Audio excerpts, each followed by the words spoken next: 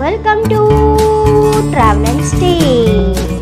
आज आम्ही आलोय डोंबिवली ईस्टच्या रामकृष्ण या रेस्टॉरंटमध्ये। रामकृष्ण रेस्टॉरंट हे डोंबिवलीतील फेमस रेस्टॉरंटपैकी एक आहे। डोंबिवली स्टेशनवरून 4 मिनिटाच्या वॉकिंग डिस्टन्सवर म्हणजे 270 मीटरवर हे रेस्टॉरंट तुम्हाला मिळेल। रेस्टॉरंटचं संपूर्ण मेन्यू कार्ड विथ प्राइस मी तुमच्याशी नेहमीप्रमाणे या व्हिडिओमध्ये शेअर करणारच आहे।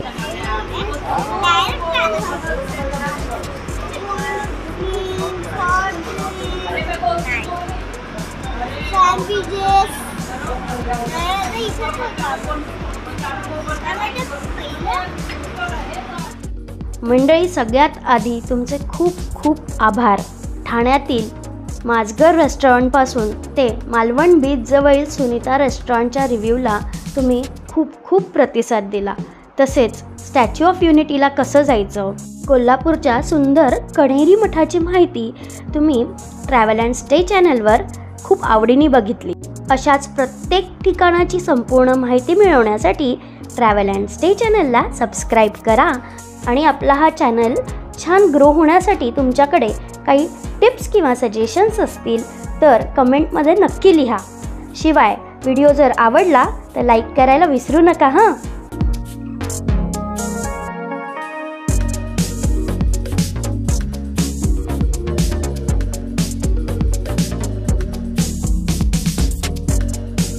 रामकृष्ण रेस्टॉरंटमध्ये सगळ्यात आधी आम्ही मागवली पनीर चिली। पनीर चिली ही डिश इतर रेस्टॉरंटच्या डिशपेक्षा थोडीशी वेगळी होती।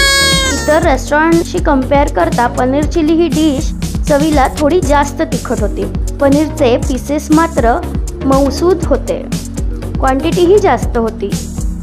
या डिशमध्ये सलाडची मात्रा कंपॅरेटिव्हली कमी होती। पनीर चिली सगळ्यांना आवडली।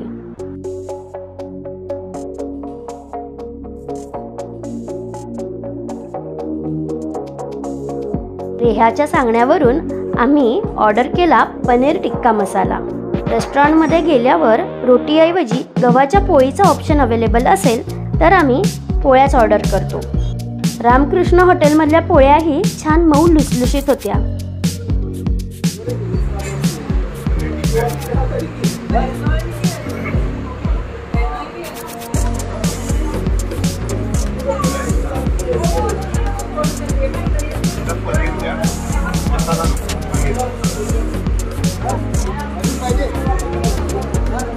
ग्रेव्ही द्या, ग्रेव्ही पाहिजे ना पिल्लू।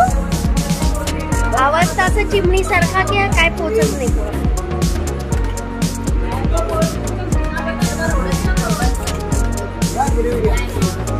रेस्टॉरंटमधल्या वेटर काकांनी फार प्रेमाने आम्हाला जेवण वाढलं आणि शेवटी जीरा राईसने आम्ही जेवणाची सांगता केली।